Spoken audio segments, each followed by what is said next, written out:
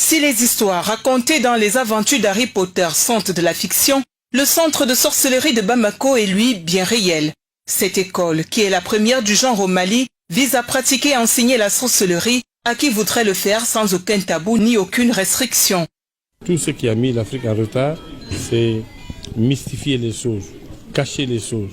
Donc il faut démystifier et transmettre ces secrets. Voilà ce qui m'a donné l'idée de construire ça et que tous les grands sorciers de l'Afrique vont se retrouver ici pour transmettre les secrets aux futures générations.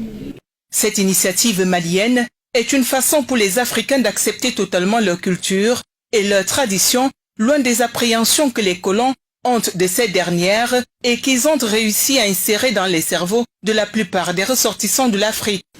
Ce que je sais, c'est que la culture africaine et traditionnelle africaine devrait être démise en ce moment. Nous devrions nous y atteler pour essayer de rassembler les Africains à construire leur continent et à conjuguer le même verbe, parce que ce qui est plus attrayant, c'est de ressentir que les Africains peuvent parler le même langage, surtout quand il s'agit de la culture, de la tradition.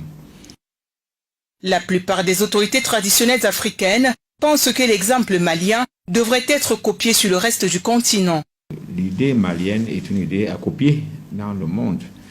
Je l'ai vu aussi à Eswatini, en Afrique du Sud.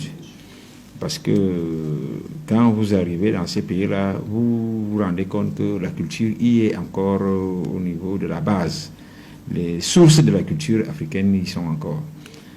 Selon le professeur Mamadou Babounian, célèbre marabout malien considéré comme le pape de la sorcellerie africaine et initiateur de ce projet, il est question, à travers ce centre, de libérer le potentiel magique de l'Afrique.